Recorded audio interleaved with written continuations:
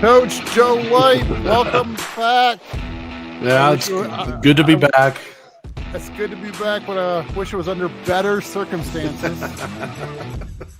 I think you were close on your prediction of the 70-20 score. You were close.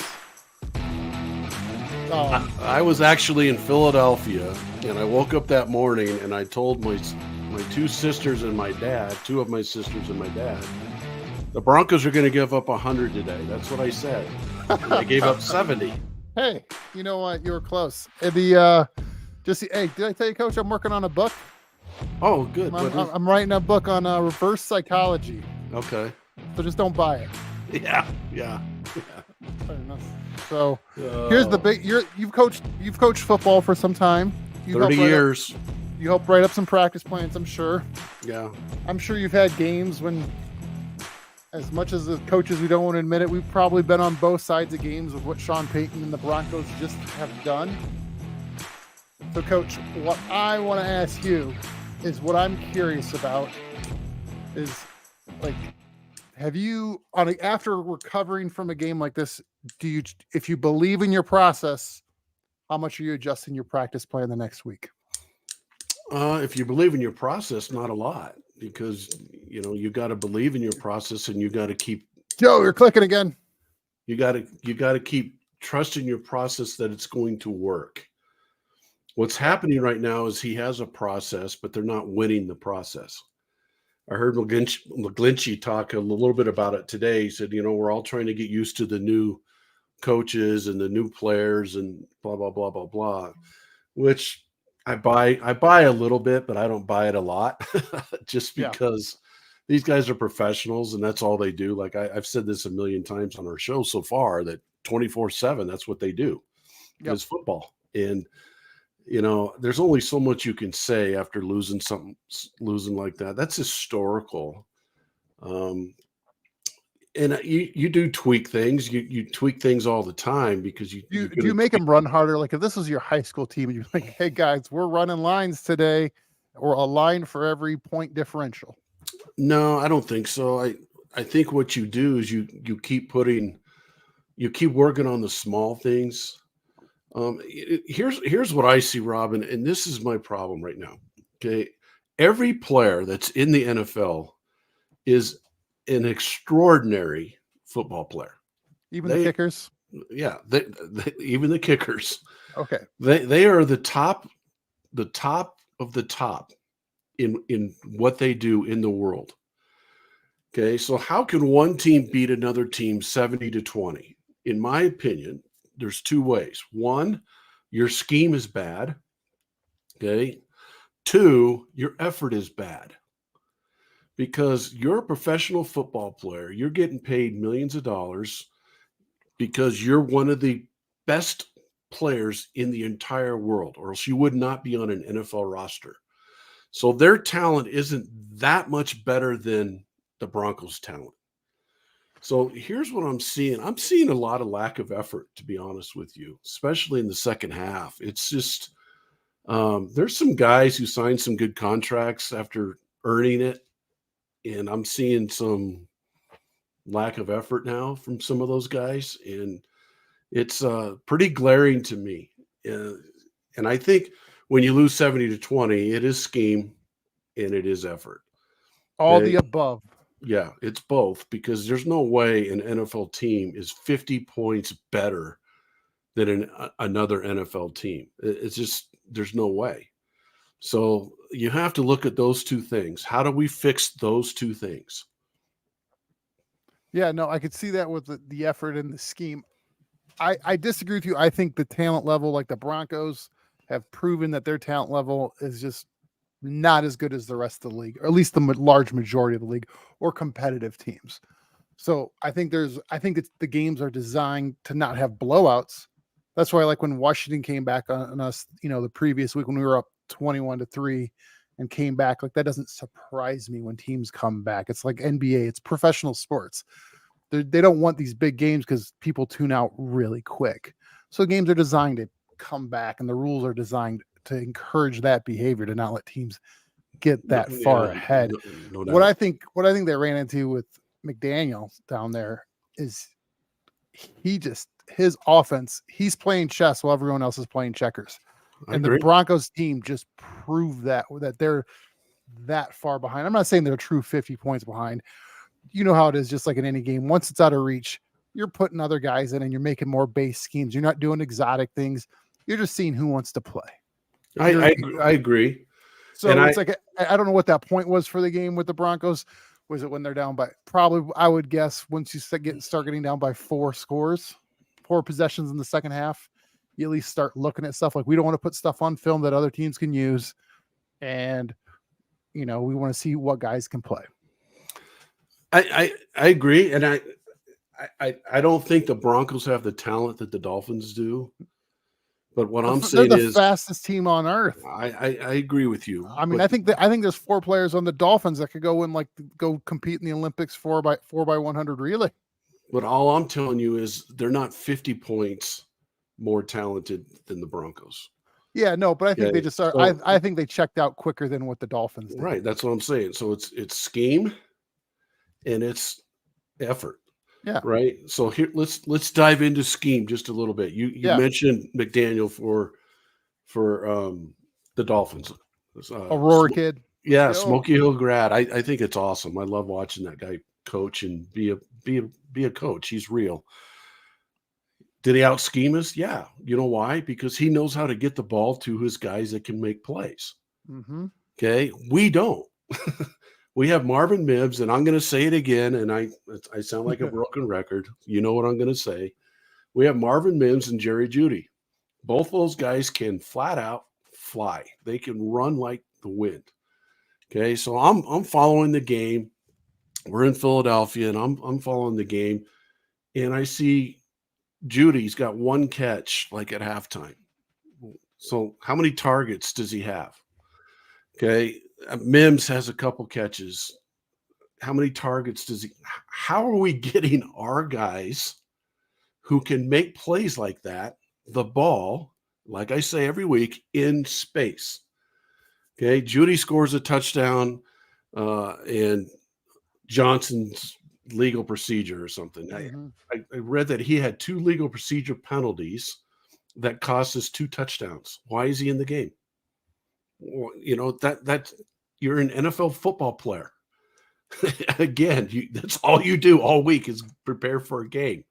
How do you do that? Why is he in the game? Why are we not targeting our playmakers? We don't have a playmaker at tight end. We traded him. Okay, we cut and traded him. Okay, but we don't have. So you got to get to the guys, get the ball to the guys who can make plays. Jerry Jeudy was targeted 7 times and he had 5 receptions. 81 yards. In a normal game, you'd probably be like, hey, that's coming off an injury, really the second game back. This is second game back or third game back? Second game back. Third game. He played he didn't play week 1, then he played week 2 and 3. Okay. So, Okay. Yep. So I'm second game. Yeah, and I'm sorry to cut you off. I'm gonna say this. Okay, and I've been thinking about. And he had a 46-yard play too. Yeah, just think of this. The game he had last year against the Kansas City Chiefs when they made a considered effort to get him the ball. He scored 3 touchdowns, had well over 100 yards. He almost finished the year with over 1,000 yards. And that's not with making him a vital part of your game plan. Okay. In the last game, again, he had 3 touchdowns. Guess who that was against? The Super Bowl champion Kansas City Chiefs. Was that the last game of the year, though? Yeah. Doesn't matter. He is playing against the Chiefs, and he tore them apart. Get him the ball. Oh, I believe with you, and I'm on board with you. Oh, Like, God. get the guys the ball that are going to make plays. Absolutely. Oh. They got the ball to him. He caught it 5 times. He had a big play. Mims, 3 receptions with 5 targets, so similar ratio there with another long play of 38 yards. Cortland Sutton had one of his better games with 8 receptions, 11 targets. But with the touchdown too, it's like statistically on our offense, like we had the 2 fumbles lost by Cortland Sutton. You can't keep fumbling the ball. There's the 1 interception, but like there's, if you say, let's just be optimistic on every one of those turnovers, say we scored a touchdown and stopped them from scoring a touchdown. There's 40 points right there. Yeah. It's actually a game all of a sudden. The idea of perfection in any game when someone's out there trying to stop you from being perfect is is an unfair expectation for anyone. But you Well, could see pretty quick where it's like a few little mistakes, like the interception, the fumbles, like you said, a couple of the penalties. Boy, you put the Dolphins back in the 40s and you put another 14 to the Broncos. Boy, that looks like a competitive game all of a sudden. It's Yeah. really just a handful of plays, a handful of things that everything went against the Broncos and everything went for the Dolphins. And that, I think part of that, like you said, is scheme. I think it's effort. And I also think it's just sometimes it's the way the numbers work in a season where it's like it's a bad thing. It just you ever coach a game where you're like, oh, we should beat this team or be competitive, and everything goes against your way. It's like one of the kids on your team probably broke up with his girlfriend the night before, or wasn't in the right headspace, and you're just like, this isn't working out like we should just nothing goes right. Yeah, I mean it happens. I get it. It happens. It just shouldn't happen. My fix to that is, Coach. At the beginning of every season, I go, guys, we got to set our priorities straight. God, family, school. For me, it's basketball because we're coaching basketball.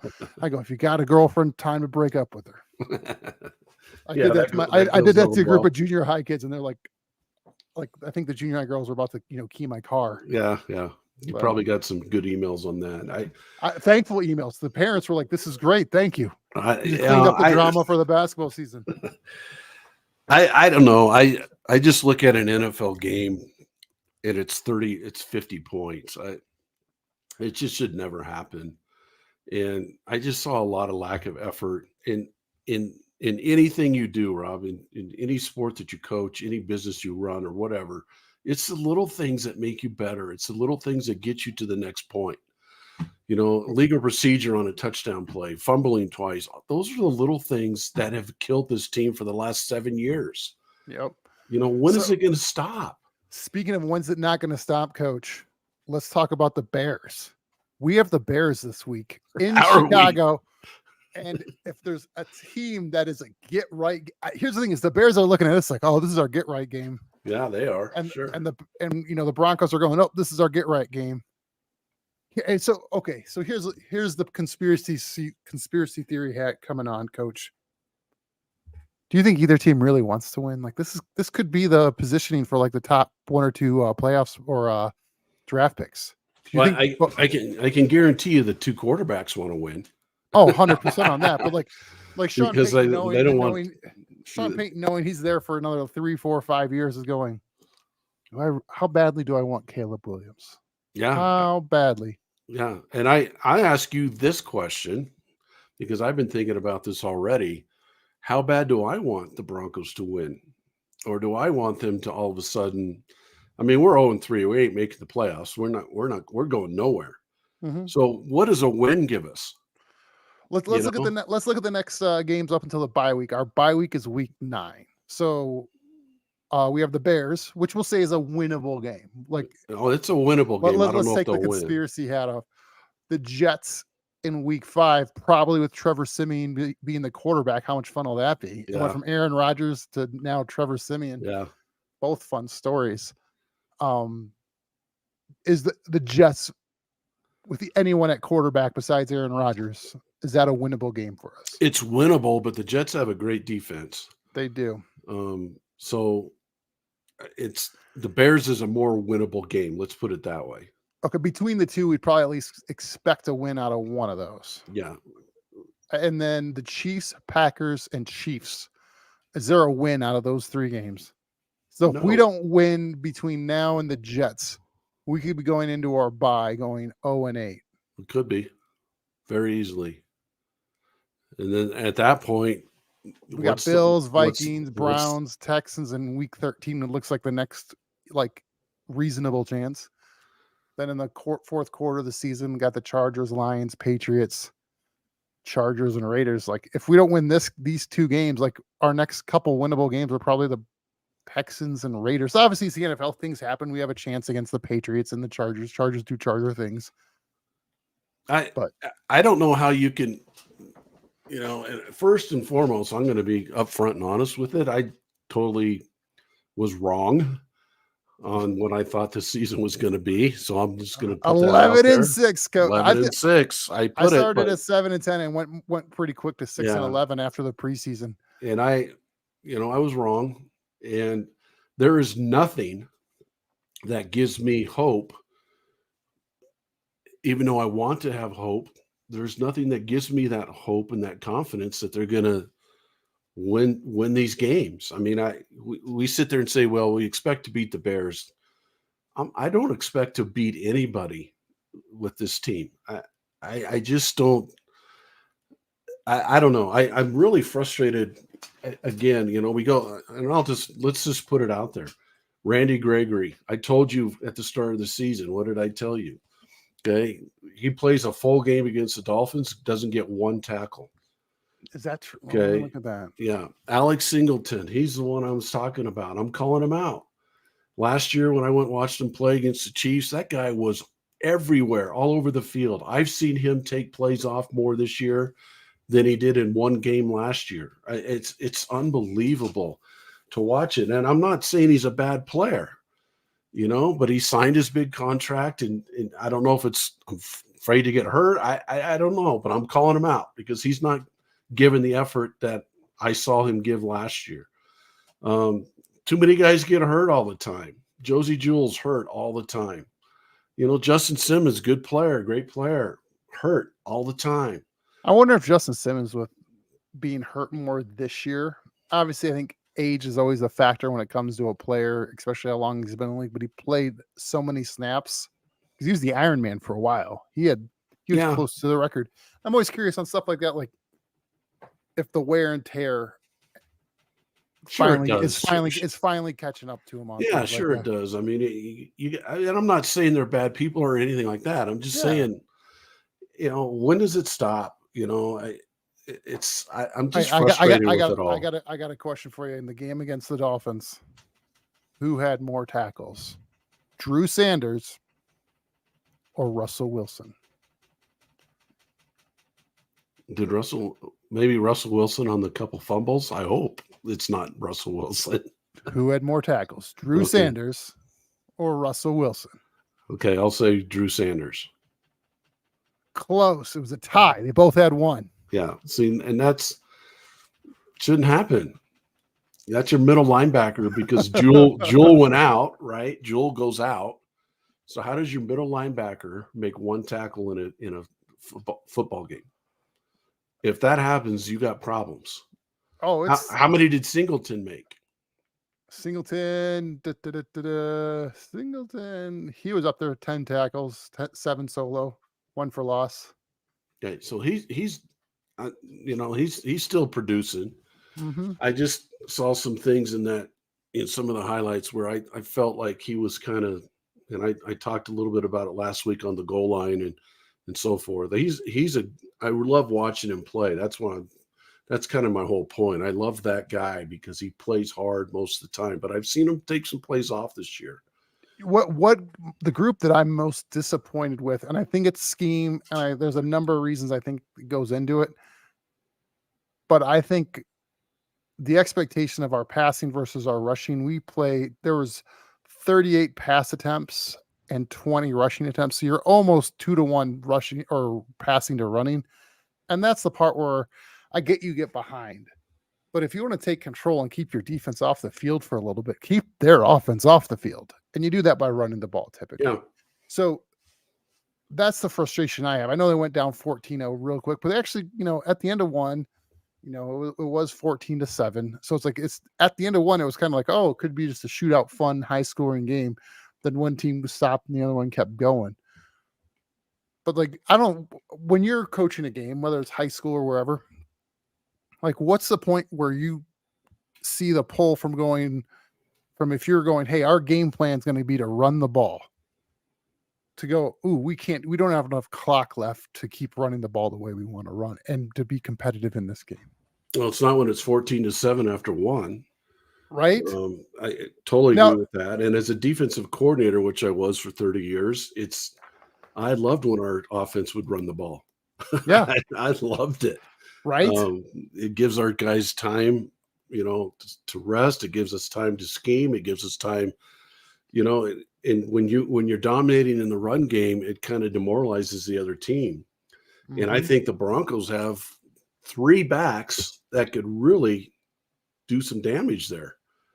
Um, and they signed those 2 offensive linemen to big contracts to to help with the run game. You gotta believe in it.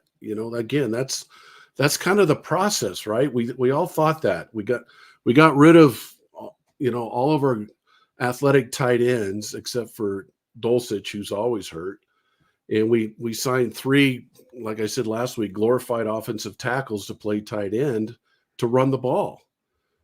Okay, that's the process you said, but you're not winning that process because you're not sticking to it. Now, And where do you think now, especially in the more modern football, NFL, even college, especially, I guess, is probably where it started, is where there may not be as many run attempts, but the quarterback's making that quick throw to the side to a running back or to a receiver, kind of like the swing pass, which is by it's a pass play, but by definition, it looks more like a glorified run play. And that's what they usually get out of it, like that 4, 5, 6, 7 yards. It's not a play that usually breaks out unless something bad happens to the defense. Like, where do you? I mean, they don't like when I look at that. I don't know. Even Javante had 2 receptions. Some P Ryan had 2 receptions. So there's if you swing another 4, 4 plays that were passing plays to make them running plays, it evens it out somewhat. Makes it. But what are your thoughts on that? On how I, those work out? I'm okay with it, but here's the worst play in football, Rob, and you'll see it a lot in college, and you'll see it a lot in the NFL, is when they run that, they have 2 wide receivers out to one side, Hmm. and they throw the ball to one of them, and the other one's supposed to block. And the worst play in football is when they do that to the short side of the field. When I see that play being run, I'm like, who is calling that play? You're throwing the ball 15 yards out to a wide receiver with one blocker out there to the short side of the field, which when you throw it to the short side of the field, it shrinks the field for the defense, Hmm. right? So when you shrink the field for the defense, it makes it really easy for them to make a tackle. And you see it constantly. And I'm like, who's making that decision? It's like, so I'm okay with those kind of plays. Um, they work some of the time. Everything's so. I just see everything is so predictable.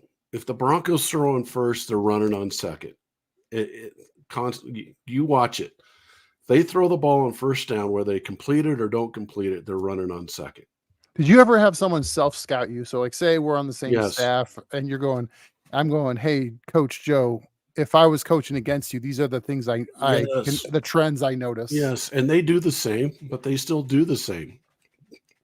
If you look at their coaching staff and how many guys they have on their coaching staff, and some of the coaches are offensive analysts. They have like 2 or 3 offensive analysts, and that's what those guys do.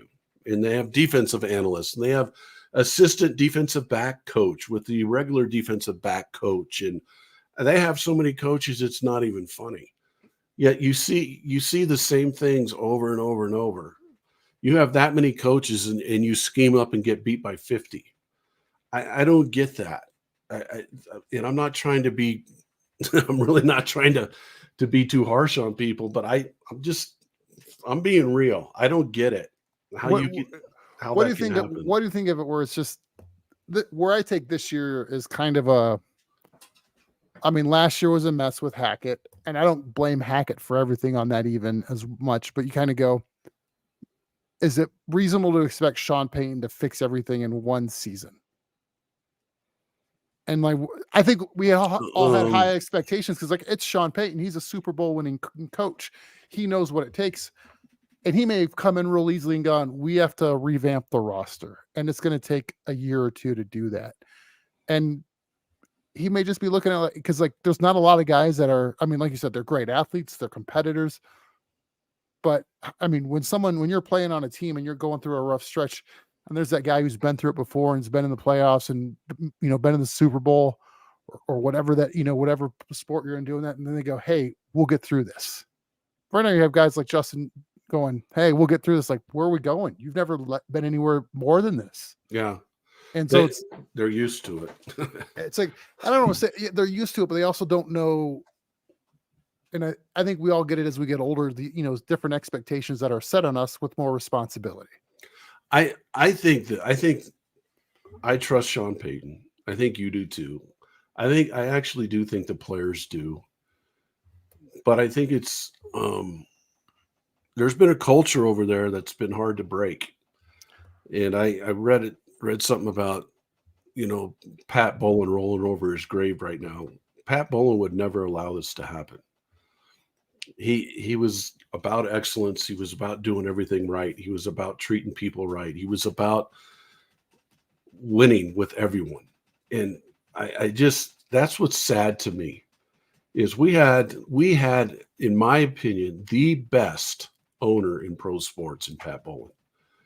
And the culture that he established and maintained and lived by every day is completely gone.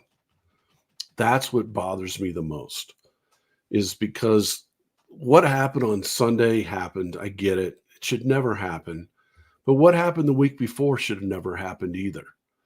When you're up 21-3 or whatever it was, and we lose the game. I keep hearing this stuff about, well, the Broncos are good in the first half when they get to script their first 15 plays. Does that mean that their coaches can't coach after the first 15 scripted plays? They've scored 2 touchdowns, Rob, in the second half this year. One was a kickoff return, and one was a Hail Mary. 2 in 3 games. So that's an interesting question. Once again, do you think it's scheme? Do you think they can't coach, or they're coming up against better coaches, or do you think the players don't execute well in the second half? I think it's all of it. I think when you go in at halftime, you got to make adjustments. Mm-hmm. Okay, so again, I mentioned how many coaches they have. So why don't some of those coaches, I was thinking about this earlier today, why don't some of those coaches come up with a script to start the second half from what they've seen in the first half, right? They have all the film, they have all the replays, they have all the stuff that they can do. Okay, if they're good at what they do, which they are, I'm not saying they're not good football minds and football coaches. They're in the NFL. Why not have those guys have a script ready to go for the second half? I can't figure it out. Why are you so bad in the second half? What are you doing at halftime? Are you not doing anything? I don't get it. And when you scored 2 touchdowns in the second half and both of them, a kickoff return and a Hail Mary, that is on you. I'm sorry. That's on you as a coach that you're not getting it done at halftime. You're not making the adjustments that you need to make. So figure it out. So what are we going to do against the Bears, Coach? What's the game plan besides don't suck? I think the game plan should be, because this is what he wants to do, is run the ball and then play action pass. That's when Russell Wilson's the best, is when you run the ball and you can play action pass. And then get the ball to Judy and Mims out in space and let them work. How are you going to stop Justin Fields? Well, that's a problem, because I just look at, I hear people ripping on Justin Fields right now. He's going through the same kind of thing I think Judy's gone through here. He's gone through a situation there where they don't have a clue. And I was thinking about this the other day. An NFL football staff and organization that is that poorly run, in Chicago. I don't get it.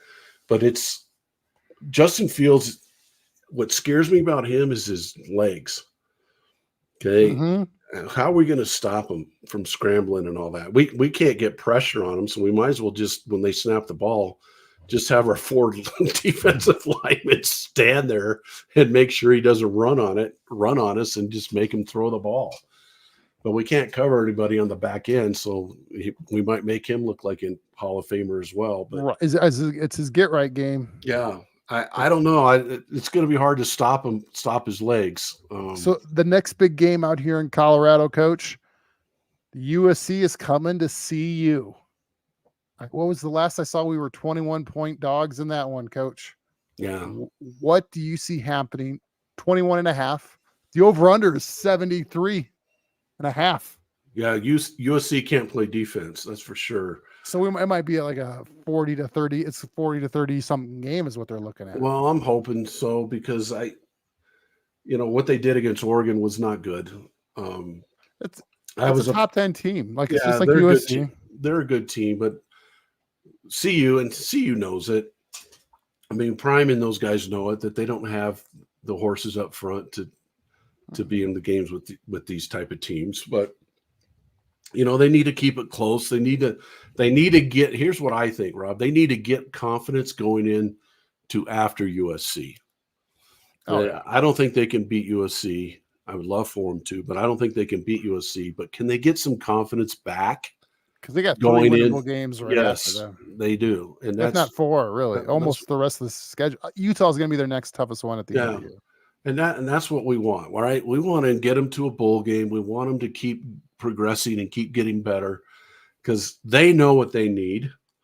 Do you have any how much confidence do you have in Prime and his staff up there to know what they need and be able to go get it? Oh, absolutely. I think this year they way overachieved to start the year, which set expectations way higher. Like also you have people, well, maybe we could be like, even I was doing like, hey, maybe we can beat Oregon and USC and then we'll be a top 5 team. They just don't, like you said, they didn't have the horses in the stable. No. But he also built up some equity with some wins early on against teams that, were winnable games and they took care of business. So there's not this, oh no, what's going on? It's, hey, you know what? They've already tripled their win total from last year. Awesome. Even if they didn't win another game right now, the big question is when haven't looked. When does Travis Hunter come back? Do you know, Coach? Well, he's not coming back this week. He wants to, but Coach Prime said no. You're not coming back yet. He basically said, your health is not bigger than football. Yeah, I love Coach Prime. I think he's an amazing guy. I think he's done an amazing job. Mm-hmm. And I think he's great for kids. They have a number 1 recruit up there who's a cornerback who was the number 1 cornerback in the class last year. Mm-hmm. And he came to CU and everyone kind of expected him to play and everything else. And Coach Prime said he's not ready. He's not putting in the time. He's not getting ready. He's not working. He's not preparing himself. And I'm not going to put somebody out there that's not prepared to play. And he's just being upfront and honest with the guy. And I mean, that's life. That's real life. And that he's not putting winning over teaching these kids life lessons. And that's rare in college sports, to be honest with you. Especially with the spotlight CU has on them, where just like anything else, it's easy to go, let's rush guys out there that so we don't have to justify. That's really what the NFL baseball, you're a baseball coach too. You get this probably more than anyone is like, you as a manager, your job is to manage to not really lose the game. And that's really where a lot of the decisions are. So if it's a common decision to make this, like especially at the end of games, righty versus righty, lefty versus lefty. By the way, they just did Major League Baseball rules. Have any of those rules trickled down into high school baseball yet? Not yet. And I don't know. I'm not sure if they will. One, high schools can't afford to go buy clocks and all that kind of stuff. But I don't think they will. But I like the new rules though. Yeah. I just met with an AD this week and talking basketball. There's some new basketball rules coming in for high school basketball is going to be adopted here in Colorado. I don't know if you knew this, but the first one is going to be much more like the NBA, where it's just 5 fouls a quarter. Once you're on the 5th foul, I think it's the 5th foul or after on the 6th. I'm assuming the 5th, you just go to double bonus. There's no single bonus anymore. No one-on-ones in high school basketball anymore. So why do you like that? I don't know yet. Because like typically you have the half for the 10 fouls. So I don't know if they're trying to speed up the game. Like I know in certain games, you're as a basketball coach, you're like, hey, let's get them in foul trouble and let's start getting to the free throw line and get their key guys in trouble. And we're a good free throw shooting team. If we get to the line and start attacking, we'll be fine. And maybe they just want to get away from that a little bit in the sense of like, don't rely on fouls to win the game, which I can appreciate. But I look at it like this, that they're taking the pressure off the 1-1, Oh, I love the right? pressure of the 1-1. Yeah, I mean, that's I love that, but the it's also kids need pressure like that. yeah, and so especially at the end of the game Yeah. where it's like, oh, he got fouled, he's got to make the first one, and then there's all, I mean, talk about all the different coaching decisions that go into like, do you make the first one, miss the second one to try to get the rebound if you're down by 3 points? So is that gone now? There's no 1-1, no 1-on-ones No anymore. 1-on-ones, no. I don't like that. I don't like So, that. but Like, we'll see how it plays out. But I just but think, the shot clock's coming to Colorado too. By the way, is it really? I don't know when, but it's coming. I don't know what the clock will be like in the time. Like I'd assume like college where it used to be like 35 seconds. I'm assuming it's going to be the 80s. I know are excited because that's another person they have to get to run a different clock and all the because those are all volunteers typically at most games. Yeah. So, but that's a side note here. But coach, as we wrap this up.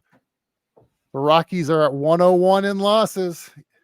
You know how much of a nerd I am, coach? So I'm working on a spreadsheet. I'll reveal it when I'm done. But if I would have put $5 on each game of the Rockies for them to lose against the spread by the end of the year, would I have made money? Yes. It's against the spread now. So you would have made money. I'm through the halfway through the year and I'd be down about $20. Really? Yeah, because against the spread. So like when you win, like if you put $5, you're not winning another $5. Right. Some of them games you're only winning $7 or $6.50. Right. Some of them are $8, but like so you're playing against the spread. I can't believe you're doing that. I know. My wife's like, how much do you work? So speaking of work, Coach Joe, if someone wants, you're not selling your Tennessee hat, but you also have your other gear. I do. To get a hold of you. Right here. It's I have some gear. It's called the Coach Joe White 97 gear. It's one of them says fear regret, the other one says win the process, and some of it has my logo on it and so forth. And it's a lot of fun. If you want to get a hat or a shirt or a sweatshirt or whatever it might be, we have a store set up. You can get a hold of me at coachjoewhite97@gmail.com. You can get a hold of me too for my Vistage groups. I run peer advisory groups for business leaders here in Colorado, and I love it. It's a great way to keep learning, growing, and progressing, not only as a person but your business as well. Have a great group of leaders in our groups that help each other, guide each other, and support each other through issues and problems and obstacles, and just a lot of fun. It's a great platform. We do it through the Vistage platform, and just a great way to keep learning and growing. I love it. Excellent. So as we wrap this up, Coach, prediction, you got to give me a score. Broncos versus Bears. Oh, man. 24-21. Who wins? Either one.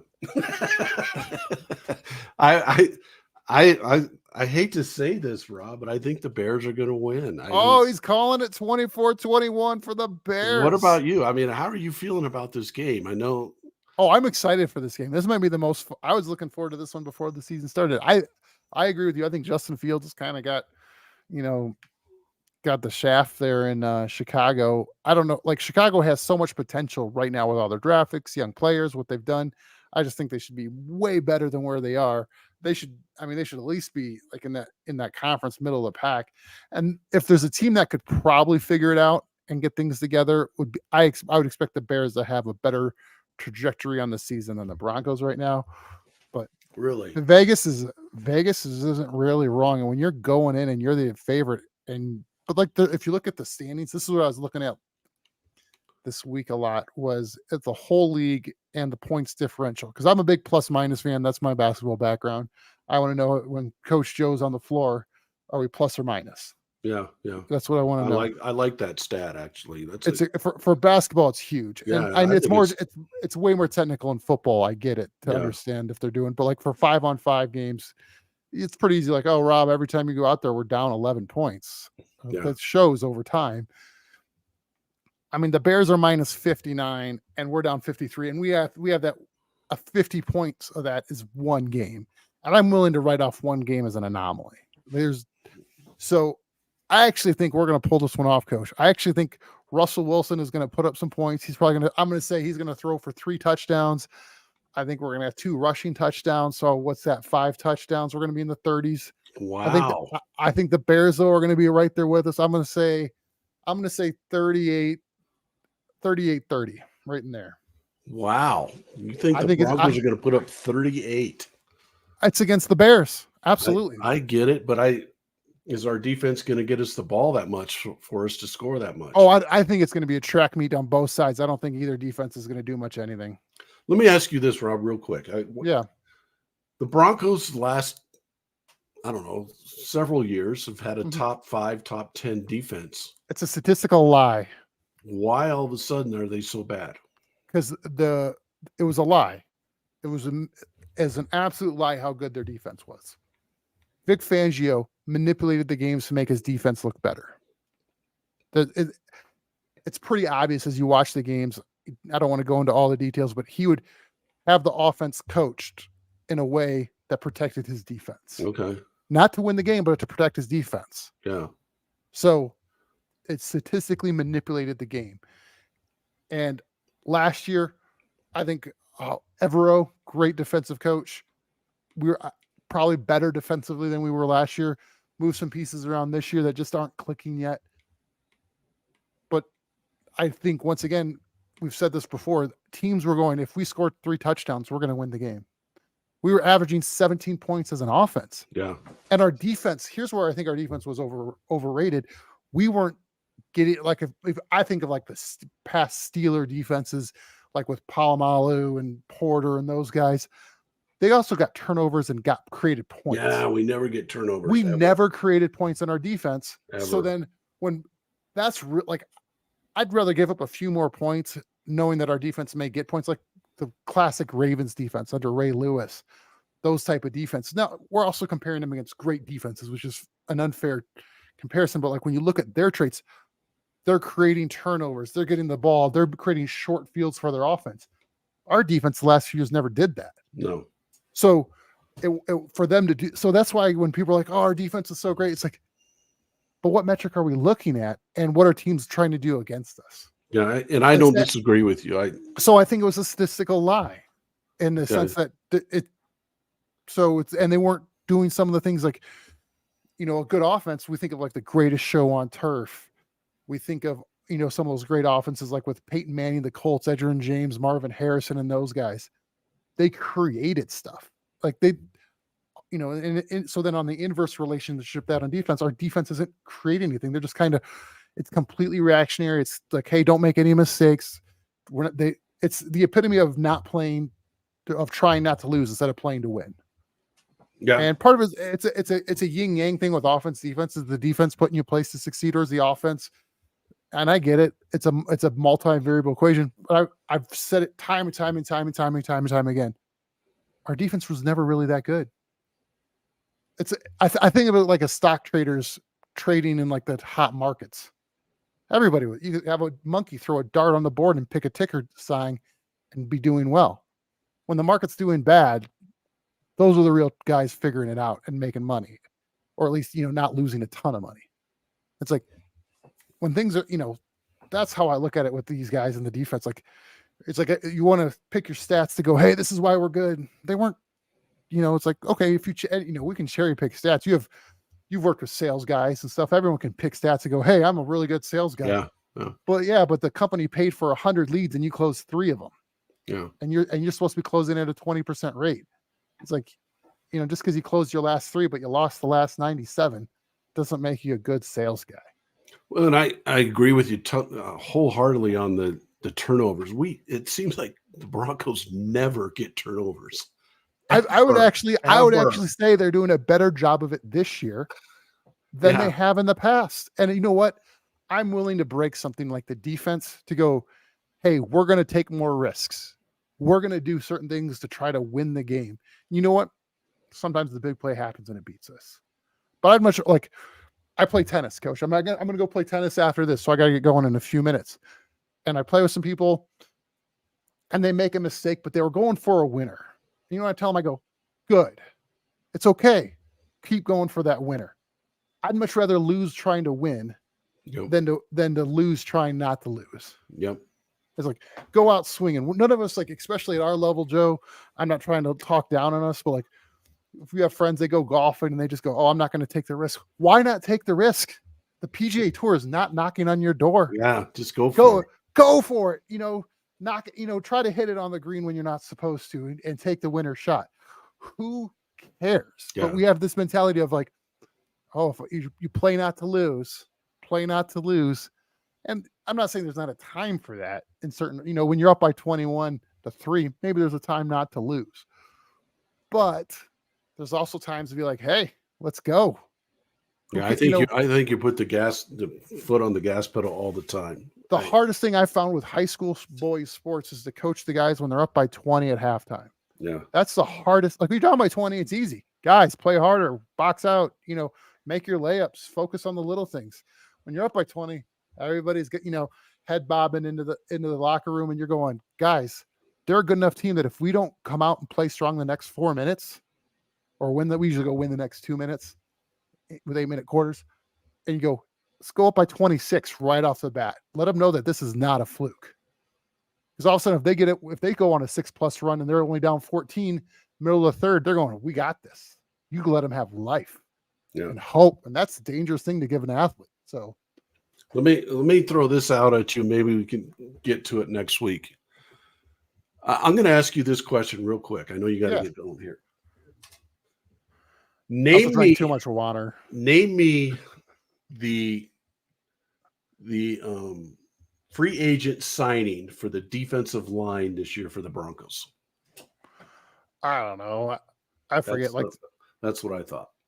I don't like some of that stuff is like, here, I'll go back to where you know why you don't know, because he hasn't shown you why you should know. This is Zach Wilson, but I thought he was a linebacker. No, he's like a DN 3 technique, 5 technique kind of guy. This is the question I had going into today. How much do we put this on George Paton? Oh, that's where I really think this is all coming down to. It's coming down to that where the Russell Wilson trade is going to be considered one of the worst trades in NFL history. How about the Wilson contract? And the contract, on top of it. It's just so it's like you doubled down on a mistake. And and from everything I hear, he's a great guy. He's a great evaluator, and it probably sounds like his strengths are like the 4th through 7 rounds and like the back end of the roster, but not the top end of the roster. Yeah, I don't know, but I'm not trying to bang on the guy, but you look at the free agent defensive lineman they signed, done nothing, 0.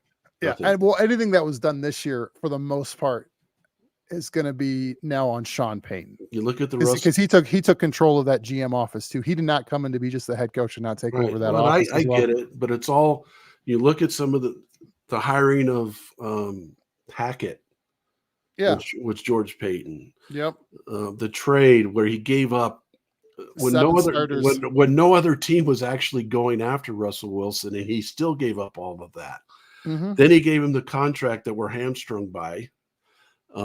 Then he signed the guy this year, the defensive lineman. I just look at some of the moves and I'm like, what? Here's a good move. Here's where he came from Minnesota, which Minnesota's traditionally like play not to lose. Yeah, that's where he came from. But where I think the big thing with developing the roster, especially now, I think Sean Payton looked at the roster and goes, it's a 3-year turnaround to be a really competitive team. And he shouldn't have said at the start of the year, if we don't make the playoffs, I'm going to be really mad. He's a competitor. He still wants to make the playoffs. I get it. But it's like he needs people to buy tickets to go in the stands. There's just like any organization, there's this is what you're saying to the public, and this is what you're saying to your internal team. There's 2 different messages. They don't need to do that here in Denver. Yes. Absolutely. Spells it out all the time. It's been 7 years of misery. They absolutely have to be like, hey, yeah, we think we can make the playoffs this year. And you know what? It's the NFL. They may accidentally make the playoffs, and they still could actually. It doesn't look likely, but they have a couple very winnable games coming up, and you know how winning changes things. So, but all that stuff being said, it's like, I think he didn't care about signing guys as long as their contract's up, they can get out of it in the next 2 years. They can, but they're kind of hamstrung with some of those. I mean, Was with the Wilson contract, but like Wilson, the Cortland Sutton contract, they can get out of real soon here. The Tim Tim Patrick, Patrick, they're going to yeah. get out of. It's like a lot of these big deals are coming off the books, and that's where they're going. And going back, you mentioned the Rockies. I have to say this: that ESPN reporter did a grade for every major league team. He gave the Rockies a big, humongous, fat F. He gave the Rockies fan a big, huge, fat A for still showing up and supporting this team, averaging 32,000 fans a game. But he basically said in his article that the ownership just hasn't gotten with the times and don't know what they're doing. That's basically what he said. And whether you believe that or not believe that, I'm just saying that's what the ESPN article said. Yeah, their reasoning, the ownership when they traded Nolan just showed that they're not trying to do what it takes to win championships. But people keep showing up. They're not showing up for the Rockies. I agree with that. We're such a transient town, and I think that's the biggest benefit for the ownership to not do well is like when the Dodgers come, we fill the stadium. When the Cubs come, they fill the stadium. When the Red Sox come, we fill the stadium. It's like if there's anything that they just loved is that they just changed the schedule this year they don't play so many games against the Diamondbacks and the Padres. So that helped them out a ton. And but I looked at the standings today, Rob. They're only 41 games out. Yes. 41. So, I mean, they're close. They were officially eliminated, I think, back in June. So, Coach, it's been fun as always. There we go. I love this. We're having a good time talking sports, and hopefully, maybe next week we'll talk about a win. Coach, I'm calling it a win. I'm calling a high-scoring win. Do we want it to be a win? That's the question I have for people. I love chaos, so absolutely. Okay, all right. The chaos of the win. Then let's go get a win, Broncos. Let's go get a win. Absolutely. Let's see what kind of character you have coming back from last week. If there's a game where he's got to help keep the morale up, you got to win this one. Yeah, you lose this one, it could be really. You're going to have people saying unkind things about you, even though you're playing chess too and they're playing checkers, but you got to win certain games. And this is one of those that it's going to look really bad on you if you don't. So, Coach, have a good week. You as well. Stay out of trouble. Don't pull a hamstring playing tennis. Thanks for that encouragement.